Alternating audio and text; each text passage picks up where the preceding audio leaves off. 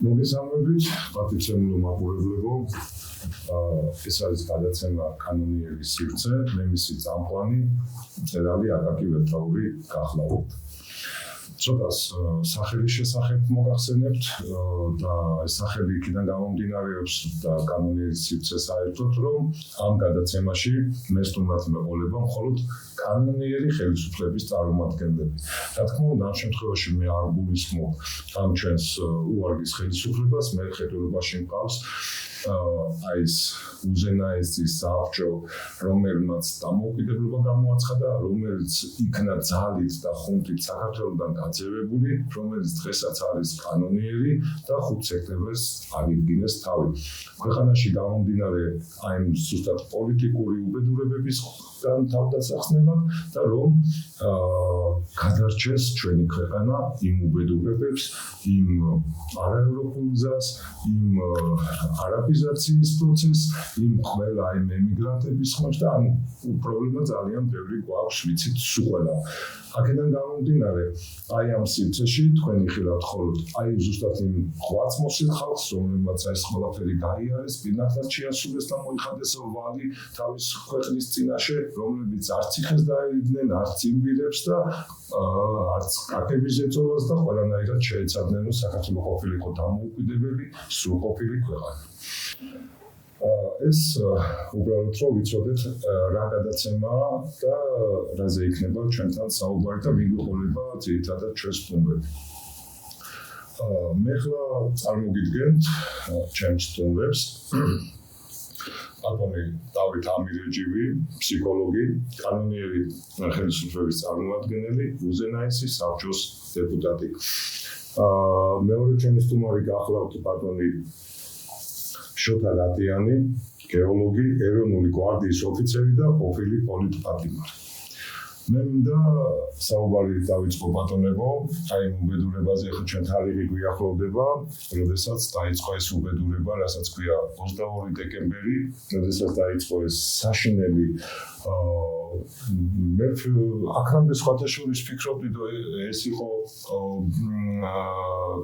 სამოქალაქო ომი, მაგრამ მე რომ კარგად ჩავაკვირდი და კარგად გავიგე სამბები, ეს იყო ჩვეულებრივი ინტერვენცია, რაც თქვენ ჩემზე უკეთესად მოგეხსენებათ ბატონო დავით, ბატონო შოთა და აქედან გამომდინარე თქვენი აზრი, რა თქმა უნდა, მე მაშინ ძალიან პატარა გახდით, სულ არ მახსოვს ეს ყველაფერი და ნუ კვლევისგან გამომდინარე რაღაცები ახლა უკვე შევისწავლე და ვიცი. აი ბატონო დავით, თქვენთან გადმოვალ პირველი კითხვით და უბრალოდ რომ აღიხსნათ 1991 წლის 22 დეკემბერს რა გარემოებები უწყოდა, რა ეს გამყიდვლებრივი ძალები ჩამოყალიბდა და საერთოდ რატომ მოხდა ეს უბედურება ბატონო დავით თქვენი აზრით? ძალიან დიდი ტრაგედია არის.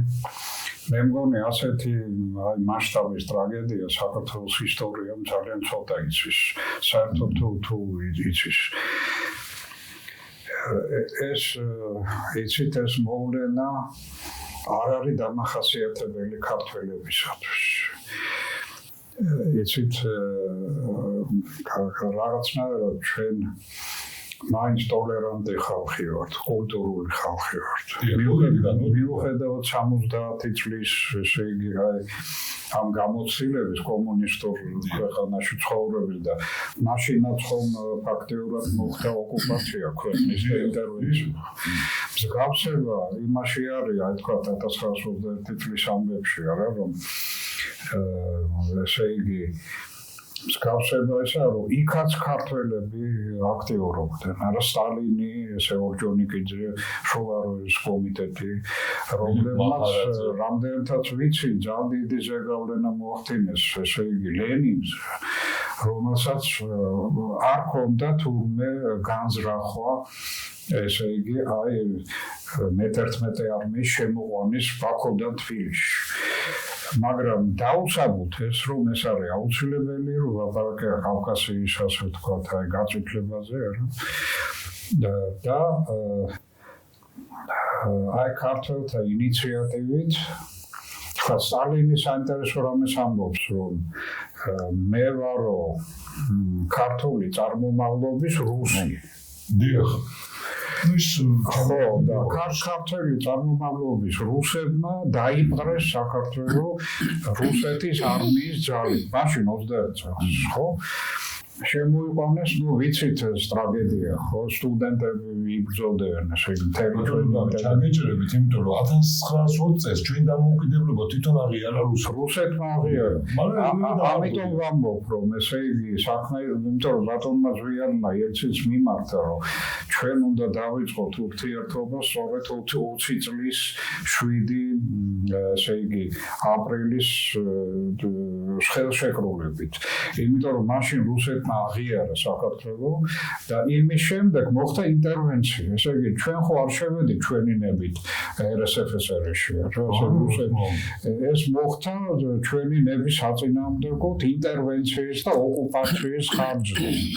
ესე იგი, ეს იყო ქართული ხალხის და ხელისუფლების ნების საწინააღმდეგო პირდაპირ თან არ არის მოწერილი ხელი კაპიტულაციის აქტზე. ხელისუფლება ისე წავიდა, რა ზოგმა დატოვა საქართველოს ზოგი დარჩა და დაიღუპა და მოკლეს და გაანადგურეს, მაგრამ კაპიტულაციაზე ხელი მოწერილი არ არის, ამიტომ ეს არის შუბთა ოკუპაცია. 1921 ერთ მომენტს გავიხსენებდი ამ დახვრიტებზე და ჩვენ გიორგი მაზმიაშვილი გვახსოვს ხო ეს დიდებული ქართველი, რომელიც ემიგრაციაში ვერ გაძლო, ჩამოვიდა, წავიდა თავის სოფელში და გუთანს მოკიდა ხელი და მაინც დახვრიტეს. ეს ხო ვიცით უყველამ ხო? ესე იგი, ახლა აი 22 დეკემბერს ფაქტიურად გამეორდა ეს სიტუაცია. ეს რა თქმა უნდა არ იყო არავითარი სამოქალაქო ომი, პირდაპირ შემიძლია თქვა, რომ სამოქალაქო ომებში რუსეთის არმია და ესე იგი სამხედრო ფლოტი, საერთოდ სხვა ქვეყნის ძალები, რა, ესე იგი სამხედრო ძალები არ მონაწილეობენ სამოქალაქო ომში. კლასიკური გაგებით ეს არის კლასიკური ოკუპაცია და ინტერვენცია, კლასიკური. აქედან გამომდინარე, ესე იგი, მაგრამ რამ გამოიწვია, ესე იგი, ხო, ეს არის ძალიან რამ გამოიწვია და ჯერ კიდევ 89 წელს აი ესე იგი 9 აპრილის მოვლენებმა მათ შორის ძალიან სერიოზული ძვრა შეიტანეს საბჭოთა სისტემის, შეარყიეს ძალიან ძლიერად და ისედაც მორღეული ესე იგი ქვეყანა რა დადგა დაშლის პირას. აი ჩვენ რომ ვამბობთ, იცით რომ 9 აპრილი რაღაც მარტო თითქოს საქართველოს ეხება 9 აპრილზე უზარმაზარი საუბარი იყო ეს სახალხო დეპუტატთა ღრილობაზე 89 წელს. აი სადაც ესე იგი გამოსვლები ჩვენების ქართველების გამოსვლებიც იყო თამაზ განკვეძის გახსოვთ ხო? ესე იგი და აი იმ ღრილობაზე ძალიან დიდი ასე ვთქვათ აი ძვრა გამოიწვია საერთოდ ამ მოვლენებმა ჩვენმა ბრძოლამ შეუიარაღებელმა ძალიან მშვიდობიან მიტინგები გახსოვთ მარტის მიტინგები წერდა ხალხი მღეროდა ხო ესე იგი ეს იყო რაღაცა მეცით აი რაღაცა ეროვნული სულის აღმაფრენა და რაღაცა ძალიან კეთილი თავის სიყვარულით სავსე უაღრესად კულტურული აი დიდი ზეიმი მე ვთქვი თავი გაიხსენა ხო და სხვა შორის ამას მე მაშინ სტუმრად ყავდა ეს ამერიკელი კენტოკის უნივერსიტეტის სოციალური ფსიქოლოგიის მეტრი ესე იგი რომელმაც მე გააკეთა მოხსენება ფსიქოლოგიის ინსტიტუტში უნივერსიტეტში მაკფარლენდი თავის ოჯახით და ისინი 9 აპრილს იყვნენ და აი უნივერსიტეტში მახსოვს ამბობდა რომ მე ვესწრებიო დავდივარო მიტინგებზეო და აღფრთოვანებული ვარ ქართველი ხალხის ესე იგი აი სულიერი სიმდიდრით აი იმ სილამაზით რომელთაც მათ უნდათ მოიპოვონ დამოუკიდებლობა არა ესე ისე სამახაობა არის თქვენ ალბათ შეჩვეული ხართო და მე რომ ამას უყურებ და მიტინგები მაგ ნანახი ნუ საშინელი რბევა რაღაცა აგრესიული გინება რაღაცა რა ჩხუბი და ესო მიტინგი კი არ არისო ეს არისო რაღაცა ესე იგი ნუ ფოლკლორი მოდი ესე რომ რაღაც ფოლკლორის ნაწილი ხო და ეს იყო მართლა რეალურად რა და მაგრამ ამ ესე იგი აი ამ მოხდმა, ეცი ამ კულტურულმა რაღაცა ძალიან კეთილშობილმა მოხდმა ეს საკუთარი სამშობლოს დამოუკიდებლობისკენ ასე ვთქვათ ძალიან მშვიდობიანი და ესეთი ძალიან ადამიანური და ყველასთვის გასაგები იმპერატივის არა ამან შეარყია საბჭოთა სისტემა. ისეთ არა ვთქვათ რაღაც შეიარაღებულმა გამოსვლებმა, არა ვთქვათ აჯანყებებმა, არამედ აი ამ მშვიდობიანმა მასიურმა სულიერმა ძალამ, რომელიც დაუპირისპირდა აი ამ უსულო სისტემას და ძალიან ასე ვთქვათ სხვათა შორის ეხლა რომ მოარული ძალიან ბოროტი ხმები დადის ბატონიშვილთა თქვენთან ციკლება ეს მოსული დაწნეულოთ თქვენს რომ აი საქართველოს რა წითელი კვერცხი ხო არ იყო პირველმა რომ დაიწყო ისედაც ინგრეოდა საბჭოთა კავშირი და რა გვინდოდა ჩვენ და ესეთი საშინელი აზრები რატომ დადის და მე სულ პასუხობ ხოლმე ეგეთ რამეს რომ თემულენგს სოფლიო დანებდა და გიორგი მეშვიდე ბოლომდე ებრძოლა და ჩვენ ეს შმაგი თავისუფლების მოყვარული ხალხი ვარ და როცა თავისუფლებაზეა ლაპარაკი მე მგონი ჩვენ პირველებმა უნდა ამოვიგოთ ჩვენი ისტორიიდან გამომდინარე ამიტომ და ეს პირიქით უნდა მიამაღებოდეს ხო ქართულს რომ მე ვიყავ ის პირველი მეწყალი ხო ამ უზარმაზარში არა ნამდვილად საქართველოს უზარმაზარი როლი აქვს საბჭოთა კავშირში და შეატრიალეს რომ ვიღაც მავადნი როგორ ამახინჯებენ რა გინდოდათ აი უხსენებელის მე არ ვახსენებ მაგათ სახელს ის არ იყოს თუ წასულიყო არწუხელიძე ბავშვებს მოფერებოდაო კაცო რატო იკლობდა თავს ხვდებით ხო ეს არის საშინელება იმიტომ ჩვენ გმირებით ვიცხოვრეთ ხო ჩვენ ცხოვრება თუ რაღაცა მოღალატე ვერ ვიყავდა მაგრამ ისეთი გმირები ვყავდა რომ თავისი ვაჟკაცი და გულით არჩენდნენ ხო საქართველოს და ეს ბევრი იყო ჩვენ ისტორიაში ბატონო და ეხლა რო გავაგრძელოთ, შეიგი თქვათ აი იგივე სახალხო დეპუტატების ხრივობა 89 წელს იქ ცნობილი სიტყვა თქვა სახაროვმა.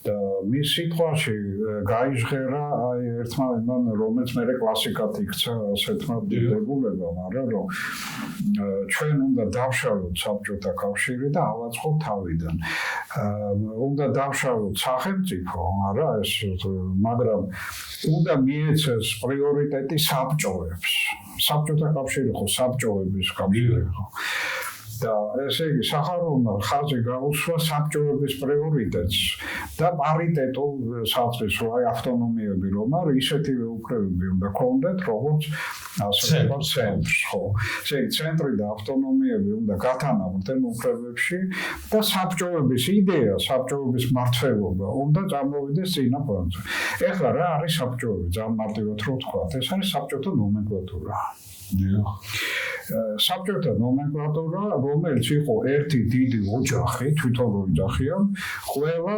15-ვე რესპუბლიკაში საბჭოთა კავშირის. ერთიანი განუყოფელი ოჯახი. არა, იქ ნაზარბაევი იქნებოდა, თქვათ, თუ შევარდნაძე იქნებოდა, თქვათ, ხელისუფლებაში, არა, ძალიან მაღალ ხელისუფლებაში. თუ ვინ იქნებოდა, უყურეთ, ეს საბჭოთა კავშირი იყო აი ამ ესე იგი რესპუბლიკების თანაბარი მმართველობა ფაქტიურად. აი ახლა სტალინის პუტინი რო ამბობს რომ მე საბჭოთა კავშირის აღდგენა მინდა თხოვის. იმიტომ რომ ეს არ მისცემს ხელისუფლებას არც ერთ ნაცმენს.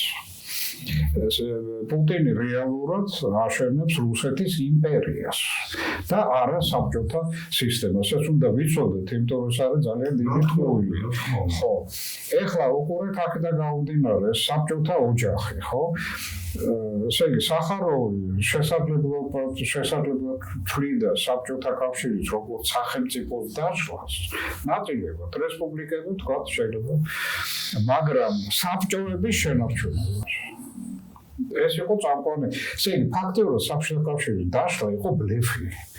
იმიტომ რომ საბჭოთა კავშირის მმართველობა საბჭოების მმართველობა კომუნისტური მმართველობა ერთი დიდი როგორც თქვით რა განუყოფელი რაღაცა ესეთი სისტემის მმართველობა ყველა რესპუბლიკაში კომუნისტური პარტია მართავდა ყველაფერს. ეხლა რა ხდებოდა საქართველოში? საქართველოში 9 წლის შემდეგ ჩვენ ასე ვთქვათ ძალიან დიდი მოძრაობა გავიარეთ და 91 წლის 9 აპრილს და 9 აპრილს იმიტომ რომ ძალიან დიდი მსხვერპლი იყო და ეს ბავშვები და ახალგაზრდები რომ დაიღუპენ, არა მარტო ახალგაზრდები, ხანშეშული ხალხიც იყო, არა 23 ადამიანი მე ძალიან ეჭვმეპარება, გაცლებთ მეტი იყო. მაგრამ ოფიციალურად ესე ამ ხალხმა თავი გაწირა დამოუკიდებლობისთვის. და ამიტომ სიმბოლურიც იყო და აუცილებელიც იყო, რომ ეს 8 წელი აღნიშნული იყო 9 აპრილს. და ესე იგი, მათი ბრძოლა დამთავრებული იყო გამარჯვებით და არა ტრაუმით. თუ 9 აპრილი მხოლოდ ტრაუმაა, თუ ეს მარცხია, მაშინ ეს ბავშვები დამარცხებულები არიან. და თუ 9 აპრილი გამარჯვება, არა, მაშინ 9 აპრილს უნდა დანიშნული იყოს სწორედ დამოუკიდებლობის აქტის აღდგენა. 9 აპრილს უნდა მომხდარიყო და ეს იქნებოდა არა ფრუსტრაცია ეროვნული, არამედ დიდი გამარჯვება.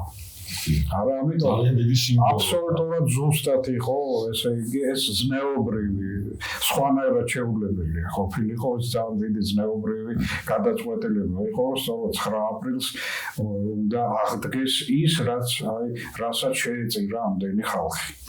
არა, ეხლა რა აღდგა 9 აპრილს, უყურეთ, ესე იგი, ჯერ 9 აპრილამდე იყო ესე იგი 28 ოქტომბრის არჩევნები.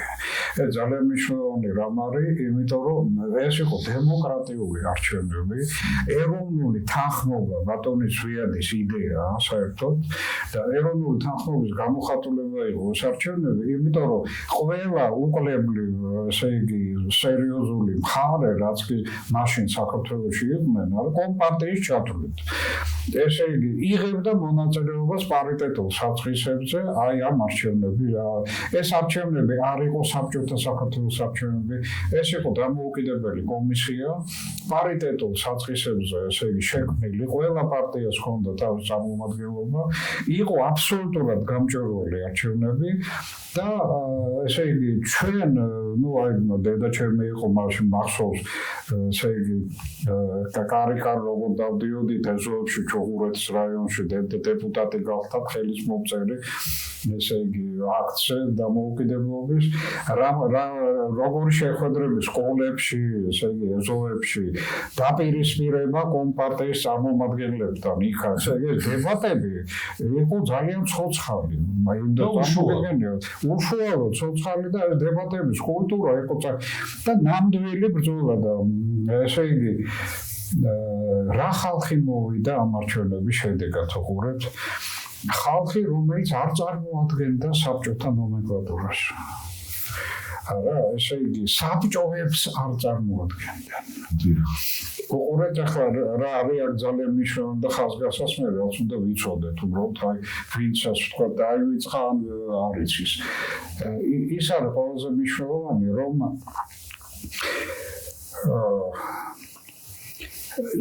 ჩვენ დავანგრიეთ ამით საბჭოთა მართლობის სისტემა რომელიც მოიცავდა მთელ საბჭოებს, არა მარტო საქართველოს.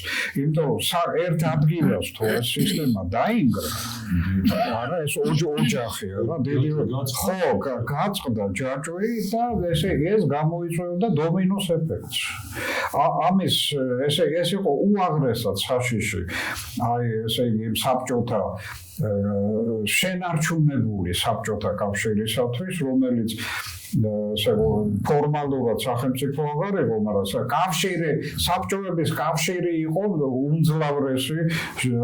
ეხლა უყურეთ რა მოხდა, როდესაც ესე იგი დეკემბერში არა მოხდა ოფიციალური გაუქმება საბჭოთა კავშირის ყველა დანარჩენმა რესპუბლიკებმა და იქ ყოფა ხელისუფლებამ.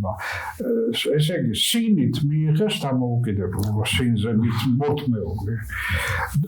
ეს რას ნიშნავს? იმას ნიშნავს, რომ საბჭოები ყველგან დარჩა. საბჭოთა ნომენკლატურა ყველგან დარჩა სტატუს quo შეინარჩუნა და ყველა რესპუბლიკა, აი როგორც იყო ჩაფიქრებული, საქართველოს გარდა და ბალტიისპირეთის გარდა.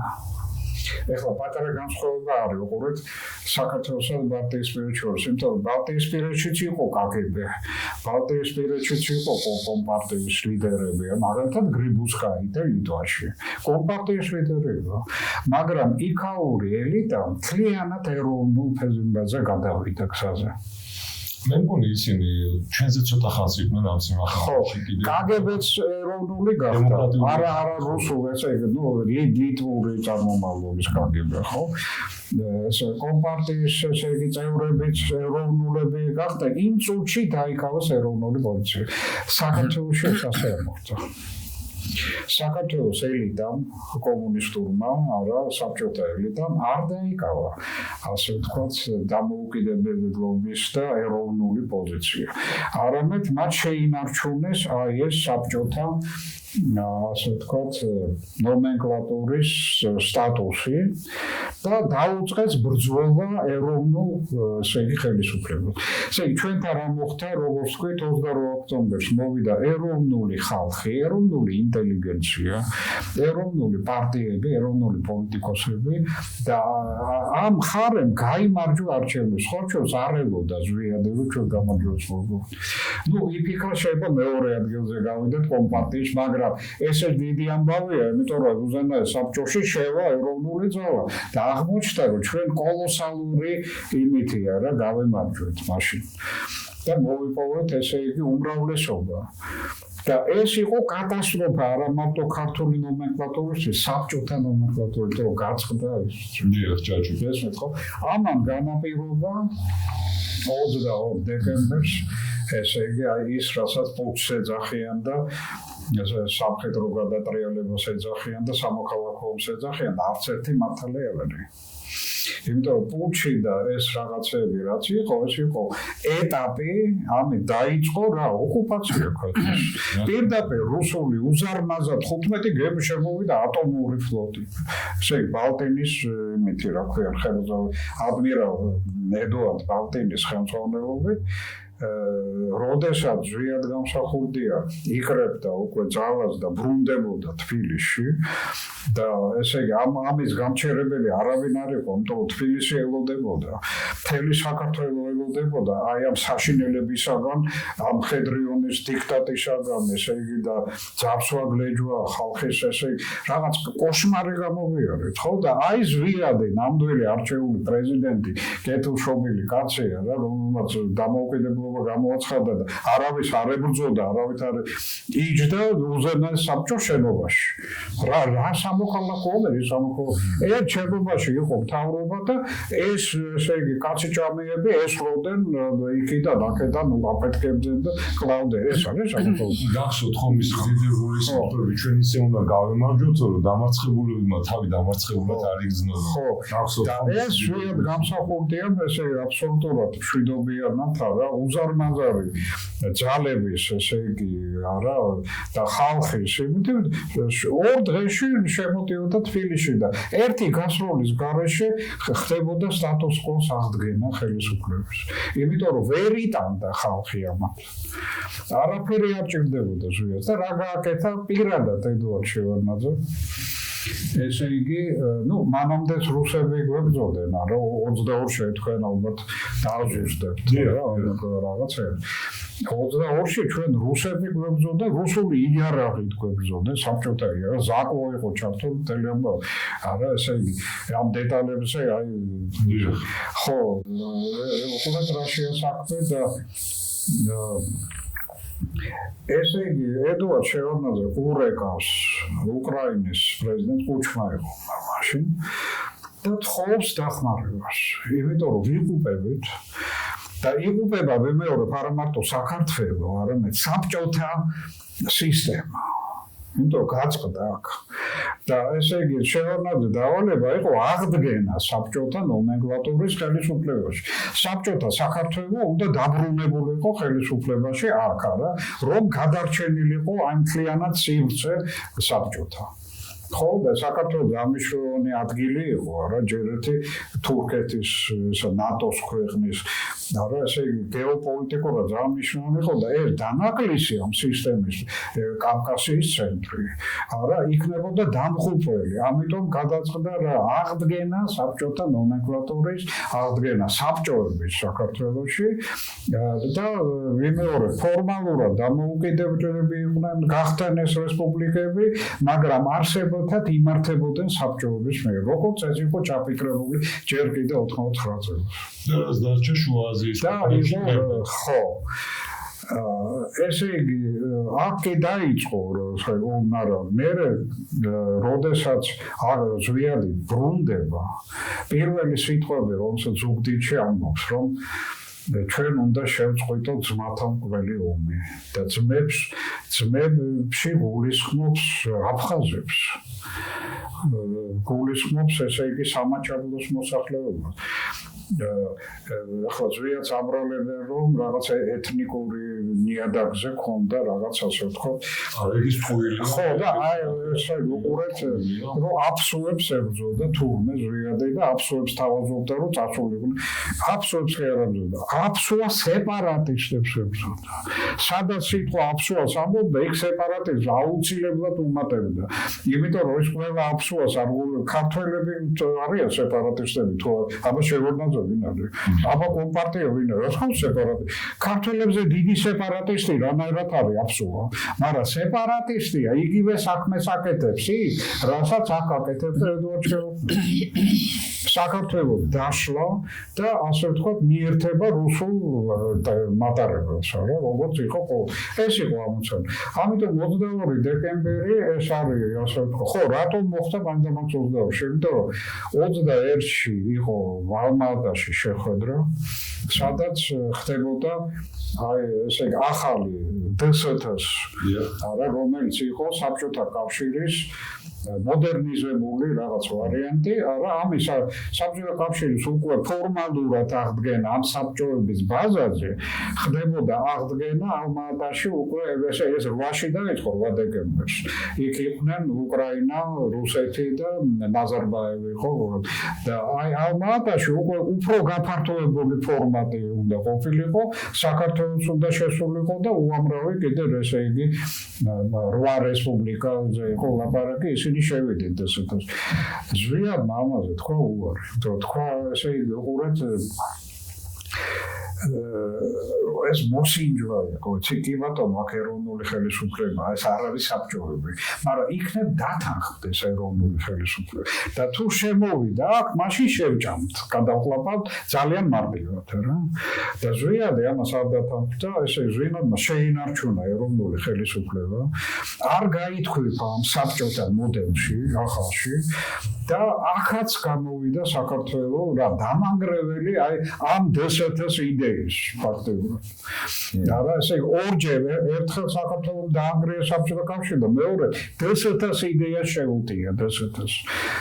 არა ეს ვეღარ აიტანა ელცინმა პირდაპირ შემოუთხოვა რომ თქვენ თუ უარს იტყვით ხელს მოწერაზე ალმატაში რა და არ შემოხვალ დსთ-ში ჩვენ ვიწყებთ ომს თქვენ წინააღმდეგ.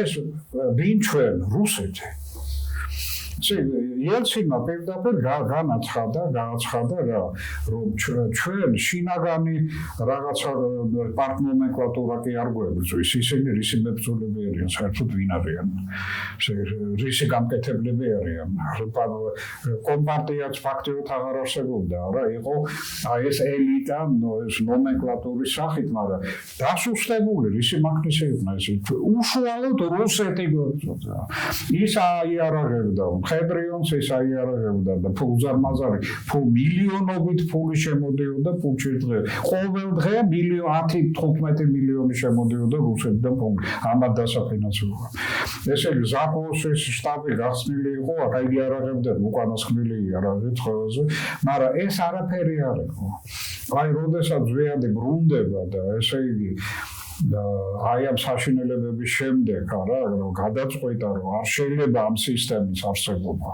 იმიტომ რომ ამ სისტემამ დაიწყო ომი აფხაზეთთან, ესე პროვოკაციული ომი რუსეთის პროექტი. კიდევ ერთი ნაღმი. ო, საშინელი ნაღმი ჩადო არა და ფაქტიურად რატო ჩადო ეს ნაღმი? იმიტომ რომ ტერიტორია გაცვალა საბჭოთა ხელისუფლებაზე.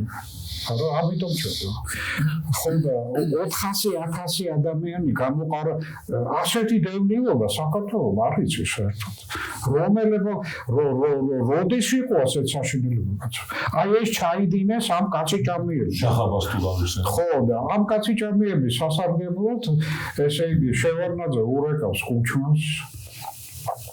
მერე კუჩმა ეუბნება რომ იცი რა ხო იციო შავი ზღვის ფლოტიო ორმაგ დაქვემდებარებაში არის უკრაინის და რუსეთის იმიტომ რომ ატომური ფლოტი იყო და ატომური ფლოტი ატომური იარაღი უკვე მთლიანად იმ დროს გადავიდა რუსეთში აღარ დარჩა უკრაინაში ამიტომ რახანეს ატომური ფლოტი იყო იქ უშუალოდ რუსეთის გამგებლობის ქვეშ იყო ბალტიმი მაგრამ იქ იყო გრაჩოვი ედუარდ გრაჩოვი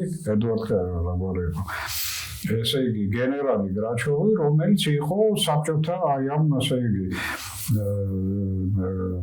თავარსარდალი ესე იგი რუსეთის თავარსარდალი არა და იმას კითხა შევარდნაძე ესე იგი იელცინთან რაღაცა გაუჭირდა დაკავშირება ეს ძალიან სწრაფად უნდა მომხდარიყო და აი გრაჩოვს დაუკავშირდა გრაჩოვმა უთხრა რომ ესე იგი ბალტინსაც შეუთვალა და შევარდნაძესაც რომ ესე იგი იმოქმედეთ ისე როგორც არის საჭირო ესე დარტოვნება 15 გემს ატომური იარაღით შეიარაღებულს შემოსულიყო საქართველოს ტერიტორიაზე ფოთში გაჩერებულიყო ესე იგი ნუ ფოთელებს კარგად ახსოვდეს საშინელებას იგი რა ეს მოუწყეს არა ესე იგი სამხედრო ესე იგი აღლუმი შავ ზღვაზე ჩვენ ტერიტორიაზე რუსებმა და ამან ესე იგი კოლოსალური შეიარაღება იყო ტანკები, დრონე ტრანსპორტიორები, ქვეითები, ესე იგი სადესანტო ძალები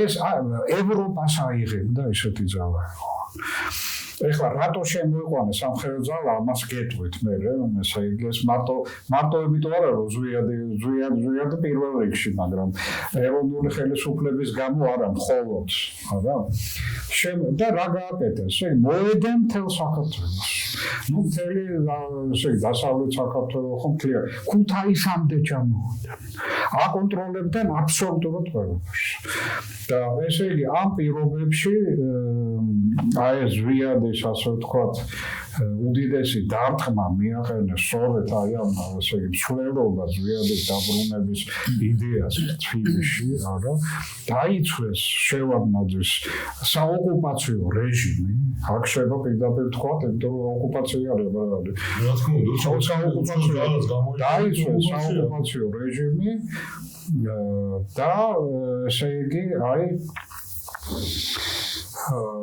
ამის შემდეგ მოხდა რა აღდგენა და გამაგრება რუსული მმართველობის პირდაპირ რუსული მმართველობის საქართველოში არა ანუ როგორც სტალინი ამბობს ესენი არიან ვინ ესენი არიან ქართული წარმომავლობის რუსები დღემდე არიან ხელისუფლებაში იმიტომ რომ ამ ხელისუფლებაში უამრავი ადამიანია ვინც მაშინ უბრალოდ პუჩისტი არ იყო ხელმძღვანელობდა გადაწყვეტილებას დიახ მე ერთ-ერთი ჩვენი მაღალჩინოსანის მამაც ბევრია დიახ ხო ესე პირდაპირ ოფიციალური პოსტები ეკავათ ესე იგი აი პუჩის სამხედრო საბჭოში ხელმძღვანელობდნენ მაგალითად საორგანიზაციო განყოფილება პუჩის ორგანიზაცია არის ის ხალხი დღეს არის ხელისუფლებაში. პირდაპირ რეზიდენტები რუსეთის. თავს ისხლიანი, ის კი არა, ესე იგი იარაღი და უბედურება დაგვატახეთ თავზე. ესე იგი, აი ეს არის 22 დეკემბერი, არა, უარი საბჭოთა ახალ მოდერნიზებულ საბჭოთა კავშირთან რა ურთიერთობაზე არაფერი ნეიტრალიტეტის ვარც გერჩით არც გებრძვით არაფერი უბრალოდ ჩვენ გვაქვს ჩვენი სახელმწიფო და გვინდა ვიყო დამოუკიდებელი ქვეყანა ვერ აიტანეს ეს არა ეს ვერ აიტანეს იმიტომ რომ ვიმეორებ საშიშროება იყო არა მარტო საქართველოს ვერ აიტანეს ჯაჭვის გაწყვეტა როგორც თქვენ ძანეთ ძალიან საშიში იყო ეხლა რატო დაჭირდა პირდაპირ თქვა იელცინს აქ 15 ატომური იარაღით შეერაღებული გემის შემოყვანა არა რა იმის ერთი მეათედიც ეყოფოდა რა ქონდა ჩვენ არც იარაღი ქონდა არაფერი ერთადერთი ქონდა სიყვარული ზვიადის და პატრიოტიზმი და ამით ვიგებდით რა მეტი რა ქონდა ეხლა წარმოგიდგენთ ხო და რა საჭირო იყო ასეთი უზარმაზარი ძალა აი აქ პარალელი შეიძლება 2008 წლის აგვისტოს ომთან გავაბათ საქმე რა შევეცით საქმე იმაშია რომ თუკი რუსეთი თავის ძალას შეიყვანდა ესე იგი თბილისში და აქ ესე იგი რუსული ხელისუფლება ოფიციალურად დაიმკვიდრებდა თავს ასეთ შემთხვევაში იყო საშიშროება თურქეთის შემოსვლის აჭარაში რატო? იმიტომ რომ იგივე 20 წლის ხელშეკრულებით არა მანამ საქართველოს დამოუკიდებელია არა თურქეთს არანაირი პრეტენზია არ აქვს და აჭარა ჩვენია და სხვაჩვენს ის მიწები ქართული რუსეთმა გადასცა და არა თურქეთს კი არ მოუთხოვია გინდა თუ არ მომეწია ეს იყო გარიგება რუსეთის მხრიდან რომ გაეჭერებია თურქეთი არა ესეც რუსეთის ბრალია და არა ჩემი ყველა უბედურება თითქოს ის რომ ესე იგი იელცინს შეეჩერებია თურქეთის რეაქცია და თურქეთის ძალები ესე იგი აი ამ პროცესების ესე იგი არ შემოსულიყო აჭარაში ატომური ფლოტი გამოდა დაემუქრა თურქეთს და რას ჩვენ რაში უჭირდებოდა ამ ხელოვნებას თან ატომური ვიყურეთ თურქეთი ეხლა რა პარალელია 2008 წელს იგივე პარალელია ზუსტად როდესაც რუსეთის არმია ესე იგი აგვისტოს ომის შემდეგ რა პერიოდში დაიძრა თბილისისკენ და 15 წუთის სავალში იყო. უცებ შეჭერდა, მოტრიალდა და წავიდა. ვერავინ ვერ ხსნის რატო? რატო არ შემოვიდა? მე ხო მეძვეძები და ესაც ამბობს, რომ ჩვენ უნდა ჩემს ულყავით და ეს კიდე წინარი, არა, რომ საჭირო იქნება შევა თბილისში. რა მოხდა მაშინ? რა მოხდა და თურქეთის არმია მოადგა ხარს. ესე იგი საქართველოს თურქეთის საზღვარს და თურქეთის ფლოტი დაიძრა საქართველოს აკვატორიისკენ. რომ თუკი ეს 15 წუთი იყო დარჩენილი. თუკი პუტინის მეძვეძები იყო მაშინ პრეზიდენტი. თუკი ესე იგი ზალა შემოვიდოდა თბილისში, მაშინ აჭარას დაიკავებდა თურქეთი. ნატო არ დაუთმობდა აჭარას რუსეთს, გამორიცხულია შავი ზღვის პირას, ესე იგი და რა მოხდებოდა, ესე იგი, თურქეთის და ნატოს ძალები და რუსეთის არმია აღმოჩნდებოდნენ უშუალო დაპირისპირებაში საქართველოს ტერიტორიას მესამე მსოფლიო ომებმა. ესე იგი, მაშინ ვერ გაბედა ეს პუტინმა და მეძვეძებმა დაიხიეს უკან. და ასეთი რეაქცია, მძაფრი რეაქცია, მყისიერი რეაქცია იყო, ასე ვთქვათ, მათთვის მოულოდნელი. მადლობა ბატონო დავით. ხო, აქ გასაგებია მიგონი რატო 22 დეკემბერი და რა იყო 22 დეკემბერი იყო ინტერვენცია და ოკუპაცია. ბატონი შოთა არის პირდაპირ მონაწილე. ხო, აი ძალიან მნიშვნელოვანი დეტალები და აი ბატონ შოთას შევეკითხები, აი უშუალოდ იმ დღეს რა ხდებოდა ეს რუსების ჯარების აღგო, როგორ შემოიყვანეს. ესე უკეთ არავის არ ეცოდინება დაწვა. არავის თქვენ მონაწილე ხართ, ვინც არის მონაწილე, იმაზე უკეთ ცხადია, არავის არ ეცოდინება ეგ ამბავ. აბსოლუტურად ამაში უკვე ეჭვი შეიძლება იყოს, რომ ეს იყო რუსეთის მიერ ჩატარებული სპეცოპერაცია, რომლის საბოლოო კულმინაცია იყო 22 დეკემბერი. ბატონმა დავითმა ახსენა წერან ელცინის მუქარა 21 დეკემბერს, რომ თუ ხვალ დილის 8 საათამდე არ მოაწერ ხელს, შეგექმნებათ პრობლემები.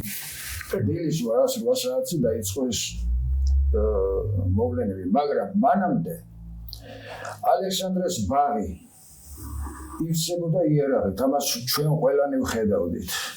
მოსახლეობა ხედავდა ამას. ტყვია-ბრგვეები შეიტანეს იქ და ზედ გამსახურდია, რომელიც ოპოზიციამ შეუქმნა როგორი სახელი, იცით, უზურპატორის, დიქტატორის და შემდეგ. დელი მაშინ საზღვარგარეთ აღწევდნენ ამას. არსებობს კადრები შენარჩუნებულია, როდესაც ზედ გამსახურდია, როგორ ეხვეწება უზენაეს საბჭოს, რომ აი ამ ხალხის მოქმედებას, ამ ოპოზიციის მოქმედებას მივცეთ პუტჩის სტატუსი, შეფასება, რომ აღწერათ სისხლის სამართლის საქმე ამ პიროვნებების ირგვლივ და პარლამენტის მხარდაჭერა ვერ მოიპოვა. წარმოგიდგენიათ, უზურპატორი და დიქტატორი, ეხლა მიშა სააკაშვილის ვინმე შეეკითხა იმას დებარტვას, მოხროვანის ამბოხზე რო დაიჭირა ხალხი. აი ესე იძაბებოდა ბატონო აგაგის სიტუაცია და მე მაშინ ვიყავი ეროვნული გვარდიის სარეზერვო ჯგუფში. ერთ-ერთი ათეულში ვიყავით. და მეც კი ასე მოვხილოთ, მეგონა რომ ეს ოპოზიცია უტევდა იმას რა ქვია კანონიერ ხელისუფლებას და იმათი იარაღი შევედი მაშინ უზენაეს საბჭოს დასაცავად რო წამოვედი, სახში დაუბარე რომ ამას სიმბოლური მნიშვნელობა აქვს, მეთქი ისინი იარაღი და მსოფლიომ დაინახოს რომ შვედ გამსახურდიასაც ხავს იარაღით დამცველი ხალხი მეთქი მომხრეები. მაგრამ მოვთხოვდი დილის 8 საათზე რო დაიწყო შტურმი მთავრობის სასახლეზე,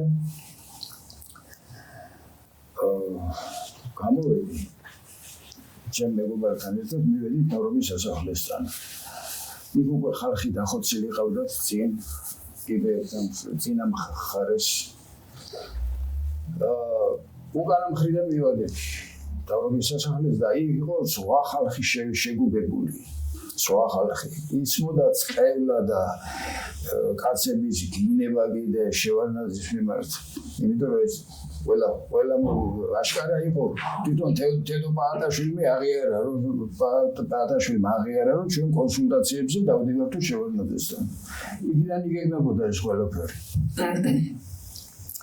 ხოდა ინციდენტ სინქრონში რა თქმა უნდა. ხო, რა თქმა უნდა და მთავრობის სასახლეში ვერ შევედით, იმიტომ რომ კი ვითვლებოდით ეროვნული გვარდიის სარეზერვო ჯგუფში, მაგრამ ჩვენი უშუალო ხელმძღვანელი იყო გია უჩავა.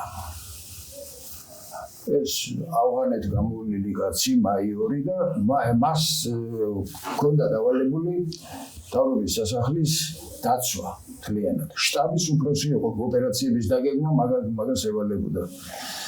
ჩვენ ძალიან კარგად ვიცნობდა, მაგრამ მივედი და მაშინ მობილურები არ იყო და როგორ უნდა დავკავშირებოდით და უცებ ვიგზენი მხარზე ხელის დარტყმა. ოხვედით ბიჭებო პატრიოტე გითხრათ, ხიმილიც. და გამიხარდა. და ველოდებით ახლა დაგვიზახებ შეგვიყვანს შიგნით, იმიტომ რომ ეს ჩაკეტილი იყო მილიციისგან გვერდითი შესასვლელი. აი რკინის კარებები როა. და ხალხი აწვებოდა ამ რკინის კარებს, რომ თქვენც ესროლეთ, თუ არა გაქვთ მაგისტრავი, ჩვენ მოგვეცით იარაღი და ჩვენ ვესვრით ამ ოპოზიციას. ხო და თვა გვარდიელმა გადმოგზახა ფანჯრიდან ქაშეთს ეკლესიას ხوار ვესვრით. მაგრამ ხალხის მოთხოვნა იყო, რომ საპასუხო ქმედება ამაზე და ერე იქ მილიცieლებმა დაიხიეს უკან და ეხლა მოაწვევით უკარებს, თორემ შემოჭრათ ჩაითულებაო და ვალდებული ვართ გესროლოთ. ხო და ველოდებით ამ იმას რა ქვია უჩავას ველოდეთ კარგა ხანს თითქმის 1 საათი და არ გამოვიდა, ჩვენ არ შეგვიყვანა შიგნით. წავედით სახში რომ მოვედი. მაშინ პრობლემები მქონდა ოჯახში, დედამ ყავდა მძიმე თავად სიმსივნით და უკვე ბოლო დღეებში იყო რა. ჩავდე ტელევიზორიდან დავინახე გურამ პეტრიაშვილი. მისი ემოციური გამოსვლა ხალხს მიმართავდა რომ იცოდეთო ასეთი მძიმე დღეო საქართველოს აღარ დაუდგებაო ყველა გამოდითო რითაც შეძლებთო ჯოხითო ქვითო ხო და მიჩი სამსაკითხებზე მხელვარების გარეშეა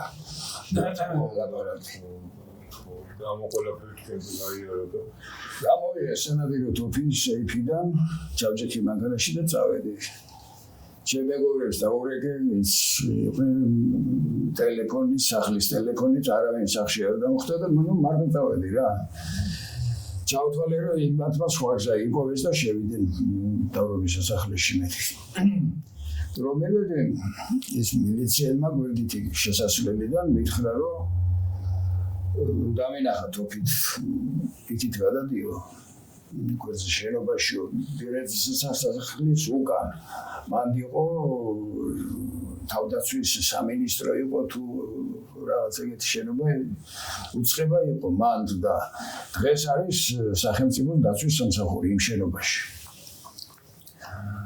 მივედი იმ შენობაში იქ შესასვლელში იყო მაგიდები გაშლილი და ჩვენ ის მივდიოდით ეს მოხალისეები ჩვენს მონაცემებს იწერდნენ გვარს სახელს შეიარაღებას იწერდნენ და გვანაწილებდნენ სართულებზე და შემოხდა მეორე სართულის უბოლო ოთახში მთავრობის სასახლისკენ რა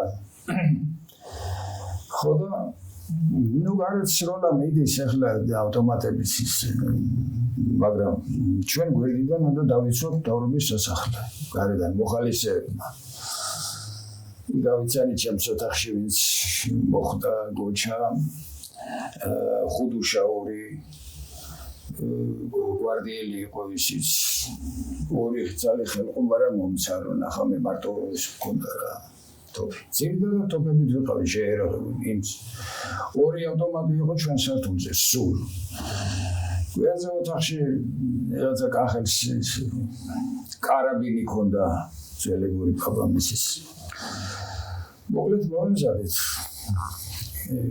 თან 22 დეკემბერი ზამთრის დღეა და სიცივე იყო და გათმობა ჩართული იყო და მოკლედ სასიამოვნოდ მოვეწყოთ რა ზუსტად 9 საათზე უკვე დაბნელდა მოტორის ხმა გავიგეთ და გადავიხედეთ მეორე სართულზე ვიყოთ გადავიხედეთ დავინახე ორი ახალი ბეტერი რომელიც ვიცი რომ არ ყავდა კიტოვანს კაცო მაშინ გვარდიაში ვიყავენეც და უკან გაზ 66-ის პრეზენტიანი მანქანა და ზუსტად ჩემი ფანჯრის ქვეშ გაჩერდნენ ვიღაცა მოგმართა იმითი მეგაფონით ძმებო დაყარეთ იარაღი და გამოდით ვიგავიდოდა და იმ კარაბინიანმა პირველი ტყვია იმას დააჭედა რა ქვია რას უზავდა ახლა ბეტერს ზევიდა მაგრამ ბეტერს ხო აქ თავზებს კალიბრიანი ისა ტყვია მრხვევია ამოწიეს ლიულები და დაგვამხეს ის სართული თავზე რა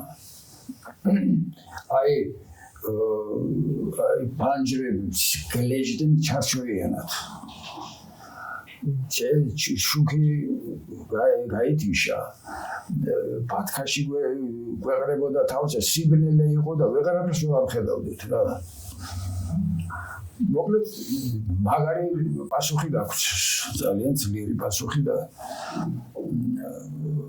რა მოხდა იცი ამ ოთახების იქით იყო გრძელი დერეფანი და დერეფანს იქით ამ მხარეს ეზოს მხარეს ჰქონდა მთლიანად შუშის კედელი მინის კედელი ახლა ამ სიბნელეს დავახციეთ თავი გავედით იქ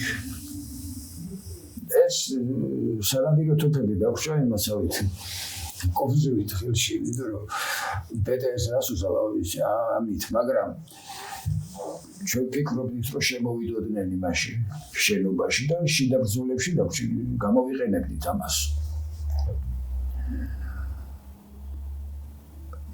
დავარი რა იყო იცი დავავიწყდა რომ შევედი მაგ სართულზე ვიღაც ჩასუცქული იყო კედელთან დამწკრივებული ქონდა ბოთლები და მოლოტოვის კოქტეილს ამზადებდა პენსიის ასხავდა საღებავს ასხავდა და მოკლედ ჩამეღიმა რაღა დროს მოლოტოვის კოქტეილი ემეთქი მაგრამ მაშინ რა ვიცოდი თუ როგორი იარაღი ყოფილა თავდაცვის იარაღი მოკლედ გავედით დერეფანში ოთახებში გაჩერება უკვე შეუძლებელი იყო თუმცა ერთი-ორი ბოთლი ესროლეს გადააგდეს მაგრამ ძალიან მასირებული შემოტევა იყო მასირებული ცეცხლი ჩვენ ფანჯრებთან გავედით შეიფი გამოვათრიეთ ერთი ამ სიგნალებში ძლივს ხედავდით ერთმანეთს და ეს სეიფს ამოვეფარეთ ასეთ წკრივად და წავედით მივაცურებდით ამ სეიფს და მივღებოდით თავარ შემოსასვლელთან და იქიდან მერე უკვე გადარბსტრაფი გადარბენით კიბეზე ავედით მესამე სართულზე მესამე სართულზე უკვე ეს ვეღარ მოწია ხო ვიზრო ქუჩა იქ სიმაღლეზე ვერ ამოწია ეს ტუებრკოვი და აი იქიდან უკვე ჩვენმა მოლოტოვის კოქტეილებმა კარგად იმოქმედა ცეცხლი ედებოდა იმას რა ქვია ბეტერებს მაგრამ უფრო გამოცდილები ვინც იყვნენ დიდხანს ვერ გაჩერდებიანო მანდ ის გაზ 66 რო იყო პორტიანი მანქანა და ისინი ჯავშინის გარეშე აღმოჩნდნენ და იქ დაიხოცა ხალხი იმას ცეცხლი წაეგიდა ეს ბეტერები ცოტა ხანში უკან წავიდნენ და გავშორდნენ პირველ სართულზე მე სკათრობის სისტემები გასკდა წყალი ასხავდა ცხელი წყალი იქ შემოათრიეს ორი გვამი სამხედრო ფორმაში ჩაცმულები თავისი იარაღით ავტომატებით რაციებით ცოტა მოგვიანებით მესამე შემოათრიეს კიდე რუსები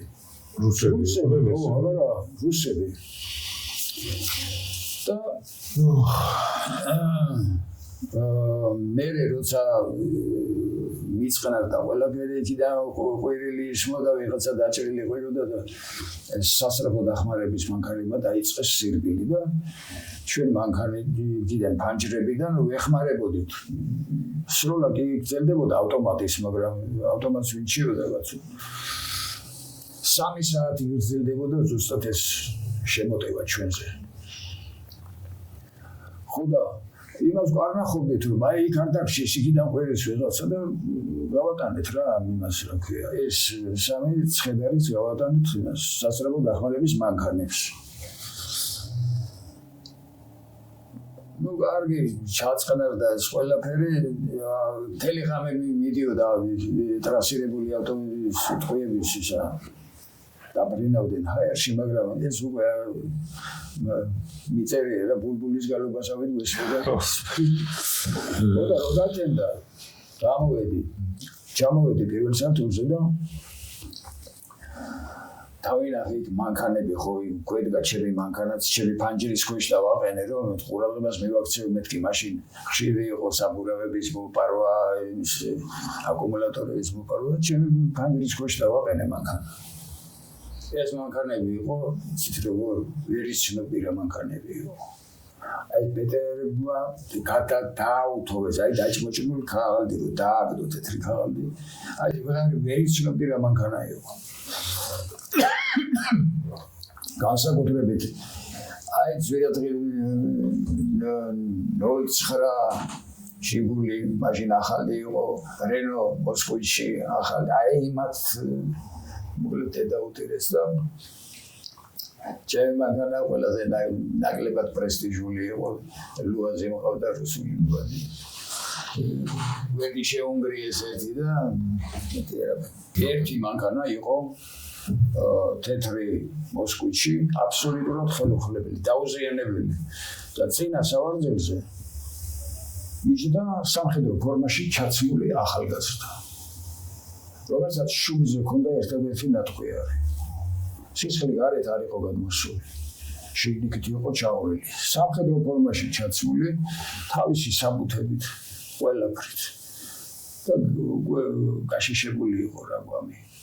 გამოუღეს კარები და მოკიდა ერთმა ხელი და გადმოაგდო აქედან და სახით დაეცა იმაზე კვაფენილზე. ტროტუარზე დაეცა სახით და ყველა შეძახილი აღმოხდა რომ რაში ბიჭო ქრისტიანები ვართ ბოლოს და ბოლოს. და ამ დროს ქვევიდან უკვე რუსთაველის მხრიდან მოდიოდა პატარა ჯგუფი რამდენიმე კაციანი თეთრი დროშით. იყო კამერებითაც იყვნენ იქ, უცხოელები იყვნენ. გადაღებული აქ ეს და ეს არის არქივში დარჩენილი ეს კადრები. იმიტომ რომ მე შემხვდა ბევრჯერ. ისიც რუსი სამხედრო იყო. და გული დამწყდა რაზე იცით? აი ეს ცხედრები რო გავატანეთ. ისინი ხო არ დაფიქსირებულა. ესე იგი, მოყვირალი იყო მხოლოდ ქართველი და დანარჩენი იბრძოდნენ რუსები. აბა ინტერვენცია ეს სხვათა შორის პირველი სამხედრო ომია, ხო? სხვათა შორის დილით მოგვადგა ნოდარ გიორგაძე. გვერდითი შესასვლელიდან ის ჩახერგილი ჰქონდა სეიფები, კარადები, მე ვაღარეთ რომ ერთი შესასვლელი გავაკონტროლებდით და მეორედან არ შემოსულიყვნენ. დადგა იმ მეორე შესასვლელთან და გვებზანა რომ გააღეთ კარები, რამდენიმე კაცთან ერთად იყო. გააღეთ კარები, ვინ გადმოაწყობდა ახლა იმდენ ვანიშნეთ რომ იქიდან შემოდი თავარი შემოსასვლელიდან. არა გააღეთ კარები. ესე უკმეხათ. რომ ნახა მე რომ კარების გამღები არავინ არ იყო. შემოვიდა და ესე მოთვალიერებდა. არ უკითხავს, დაჭრილი ხო არ აქხავთ ვინმე, ან ხო არავინ დაგეღუპათ. აშკარად უკმაყოფილი იყო იმ შედეგით, რაც დადგა იმ ღამეს. ხო და 22-ში ხო ეს მოხდა. 23-ში მერე უკვე ყოველდღიურად გამქონდა აფთიაქიდან წამალი დედაჩემისთვის და მერე გადაიცვალა დედაჩემი რა რომ გამოვედი იმ დღეს. 24-ში გარდაიცვალა გამომხსენებელს. ამიტომ მერე უკვე ვეღარ შევძელი შიგნით შესვლა, იმიტომ რომ გადაკეტეს, პიკეტები გააკეთეს ყველგან. შიგნით შესვლა ვეღარ შევძელი. აი ესეთი იყო 22 დეკემბრის ღამე. ძალიან მძიმე მოსასმენად, გასააზრებლად კიდევ უფრო მძიმე ალბათ და სამ მონაწილეობით ალბათ რა ვიცი, ჯოჯოხეთი, სული და ძალიან მძიმე. მე ხა ჩვენ ვიცით ხო კანონხელისუფლებას 22-ში აი სიმბოლურად რომ კიდევ იგივე არ დაემორდეს და იგივე ხალხის დახოცვა და ისევ რუსული ინტერვენციები, იმიტომ რომ მეც რაღაცომღაც ვატყობ რომ ეს ისეთი ძალა შეიძლება მართლა შემოუძღვეს აი ტანკებს და რაღაცებს ხო? აუცილებლად იზრავს. დიახ, მეც ისე ვატყობ რომ რაღაცა იმიტომ რომ ძალიან 9 აპრილს ესე იგი ფაქტობრივად როდიონოვი ჩვენ შევარდნაძემ გამოიძახა და 8 aprilს როსხდომა იყო გაფართოებული პლენუმი პარტიის ხო სადაც მთელი ჩვენი ინტელიგენცია იყო იმ სხდომამ ესე იგი მისცა დაუშვა როდიონოვის მიერ ამ პროცესის გაკეთება რაც შემდეგ გააკეთა. ესე იგი ამის უფლება მივეცი ჩვენ ფაქტობრივად ქართველებმა. ხო და შემდეგ ესე იგი უკვე ვთქვით 21 წელს რაც იყო რომ ქართველებმა შემოიყვანეს რუსული ჯარი და 22 დეკემბრიდან რაც ხდებოდა მუდმივი ინტერვენცია ნაბიჯ სულ ესე იგი პირველი დღიდან ბოლო დღემდე და პრეზიდენტის ყურებობა და უამრავია და ეს ყველაფერი არის დავით ბოლოსკენ მივდივარ ხო და ეს მაპატიე ძალიან საინტერესოა ეს ყველაფერი მე რა ხო და რა შეუხსნით ხელს რომ ახლა არა და უყურეთ თან მე ვაკეთებ ესე დასკვნას იქიდან გამომდინარე რომ თავის ადეპტებს ვინც ფულით ყავს ნაკიდი ამ ჩვენს ერთ პროვინციელ მეფეს ასეთ რამებს აძახებინებს დააკვირდით რომ თუნდაც სანატორიაში რუსული ბაზები უნდა დააბრუნდეს რუსული ბაზები უნდა დააბრუნდეს რაღაც თურქეთი არაბი გვიტევს თომ არაბი გვიტევს იარაღი დაგვადო ეხლა რომ მიწა მოვკიდეო და ჩვენი მყიდის და აშუაში ეგ და ამიტომ 24-ში ეს უნდა ვთქვათ ეროვნული ხელისუფლება და კანონიერი ხელისუფლებას აქვს მიტინგი რიყი და იქნება ორი ლოკაცია პარლამენტის წინ იქნება რიყეზე 7 საათზე შეკლება და მე ბატონებო ქალბატონებო ძმებო დებო ვისაც საქართველოს ბედი გაინტერესებთ გთხოვთ რომ მოგზანდეთ შემოვერთეთ ამ მიტინგს უკვე პარლამენტის წინ დახვდება უზენაეს საბჭოს წარმომადგენლები და ისინი სიტყვით გამოვლენ და პირდაპირ საინტერესო იქნება ეს ყველაფერი და ჩვენ რა თქმა უნდა ხელი უნდა შეუშალოთ ამ სპეცოპერაციას რაც საქართველოს ისევ აი გუბერნიად დაბრუნებას უწყობს ხელს. მადლობთ ყურადღებისთვის, კარგად ბრძანდებოდეთ. მომავალ შეხვედრაზე.